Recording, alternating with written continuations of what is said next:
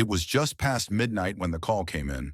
A barefoot little girl, no older than 8, was wandering down a rural highway in Mississippi, tear-streaked, trembling, and holding a cracked plastic doll. A passing trucker slammed on his brakes when he saw her waving her arms. When the sheriff's deputy arrived, she said just 8 chilling words that froze everyone in place. "My mom is in the shed. She's not moving." The girl pointed into the woods. What the officers found behind that rusted padlock made one of them throw up on the spot. Deputy Ron Carter had served for 22 years. He'd pulled bodies from rivers and seen fatal wrecks on a 55. But nothing, absolutely nothing, prepared him for that shed. It all began earlier that evening. A 911 call came from a local diner just outside of Brookhaven. The waitress, Becky Lou, said a little girl had come in alone, soaking wet and shivering, mumbling about her mama being hurt real bad. She wouldn't eat, just cried and asked them to call the police. When Deputy Carter pulled up, he found her sitting at a corner booth, legs swinging nervously, eyes hollow like she'd seen a ghost. She had a name tag sticker on her dress. Skylar, likely from a Sunday school program. "Sweetheart," Carter crouched beside her, voice soft. "Can you tell me where your mama is?" Skylar just looked down, whispering, "The shed, behind the big trees, near the creek." They drove her back toward the rural stretch of woods where she said she lived. Just old trailers and broken dreams. Carter noticed something. No porch lights, no barking dogs. Just quiet. Too quiet. As they got out near the tree line, Skylar grabbed his sleeve with urgency. "She told me not to open it, but I heard her scream. Then, nothing." She pointed, and there it was. Half buried in vines and mud was a wooden shed. The door was chained and padlocked, the roof caved in at one end. Carter called for backup. By the time 2 more officers arrived, including Sergeant Lila Monroe, the tension was thick enough to cut with a knife. Bolt cutters snapped the lock with a loud crack. The door creaked open slowly. What they saw inside made Monroe gasp and Carter stagger back. A woman lay curled on the ground, barely conscious, duct tape across her mouth, wrists tied. Blood crusted on her temple, and a single lantern lit the dark space with a sickly orange glow. Skylar screamed, "Mama!" Deputy Carter ripped the tape off the woman's mouth gently, and she gasped for air. Her eyes fluttered open, wild with fear, but they locked onto Skylar. "Baby, baby, you okay?" Her voice was cracked, raw. Skylar ran forward sobbing. "I thought you were gone. I thought he hurt you too." Sergeant Monroe carefully cut the woman's bindings. "Ma'am, who did this to you?" The woman, trembling violently, tried to speak, but her mouth was so dry her words stuck. Carter handed her a water bottle, and she gulped it down, then whispered one name. "Donnie." Everyone froze. Carter glanced at Monroe. "Donnie Mathers?" She nodded grimly. "The ex-husband. Been out of jail 6 months." Carter muttered, "Last we heard, he was living up in Rankin County." Didn't think he'd come back.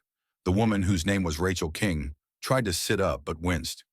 "He found us a week ago. Said he wanted Skylar. Said I owed him everything." Skylar huddled close, crying into her mother's shoulder. Flashback. Rachel's escape. Rachel had been trying to stay under the radar for years. After Donnie was convicted of domestic abuse and drug trafficking, she left the city and moved into her cousin's abandoned trailer outside Brookhaven. Life was rough but safe until Donnie showed up again.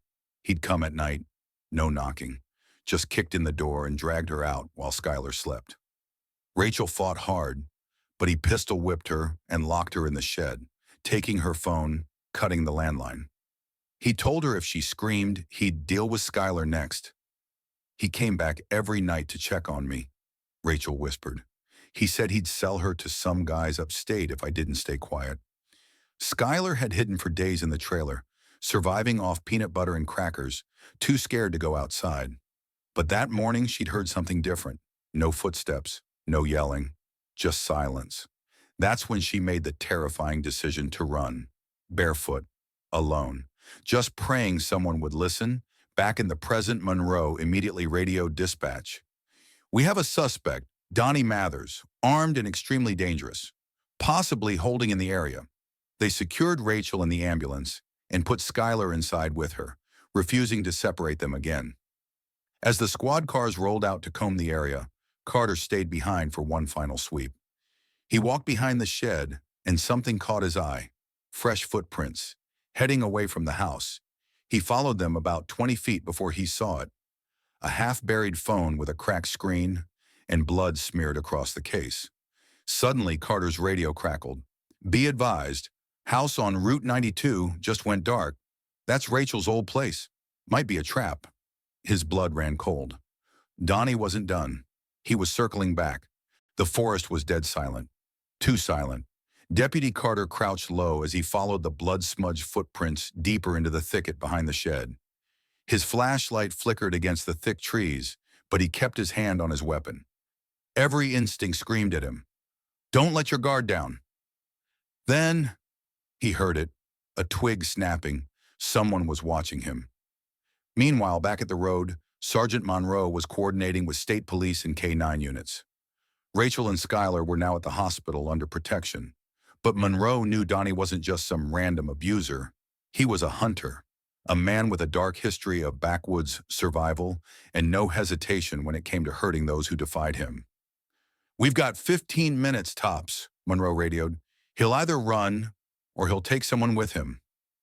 The cabin in the pines Carter's tracking led him to an abandoned hunting cabin a half-mile off the main road. The door was cracked open. He crept closer, flashlight scanning through the slats of broken wood. There was movement inside. Drawing his weapon, Carter shouted, "Sheriff's Department! Come out with your hands up!" No response. He edged closer. Closer. Bang! A shot exploded through the wall, missing his head by inches. Carter dove behind a tree. "We've got gunfire! Repeat, shots fired at the North Pine sector," he shouted into his radio. Another voice rang out from the cabin, raspy, furious. "You ain't taking me back, pig! She lied. That girl ain't mine." It was Donnie. Something about his tone felt off, almost desperate, delusional. Inside the cabin, Donnie was pacing like a madman, covered in scratches, mumbling to himself. On the wall behind him were pinned pictures, photos of Rachel, of Skylar, drawings that looked like a child's hand had made them, scribbled over with red ink. "She was supposed to be my family, but she took my baby. Took her away from me." Carter tried to talk him down. "Donnie, Skylar's safe now. You don't have to do this. It's over." "No," he screamed. "You don't get to take her from me twice." He fired again, this time at random. Just then, Monroe arrived with backup. A sniper unit flanked the opposite side of the cabin while Carter kept Donnie distracted. Minutes passed like hours. Then, a scream from inside the cabin. Everyone froze. There was someone else inside. The unexpected twist. Bursting through the back door, Monroe and Carter tackled Donnie to the ground. He was screaming, sobbing, trying to fight them off. But what they found behind a false wall inside the cabin stunned them. A second girl, skinny, dirty, maybe 10 years old, tied to a cot, crying. Carter untied her gently. "What's your name, sweetheart?" She choked out one word. "Jessa." Rachel's niece, reported missing 3 years ago. Everyone thought she'd been abducted by a stranger during a family BBQ. But the family had once lived in the same neighborhood as Donnie and Rachel. He hadn't just come for revenge. He came back for the family he thought was stolen from him, and he'd already started building a twisted replacement. Aftermath, hope restored. Donnie was arrested on the spot and charged with multiple counts, including kidnapping, attempted murder, and unlawful imprisonment. The FBI took over the case due to the discovery of other potential missing children linked to Donnie's previous travels. Rachel and Skylar were reunited in the hospital. Carter stopped by to check on them before heading home that night. "Deputy," Rachel said softly, "I didn't think anyone would ever believe us, or find us in time."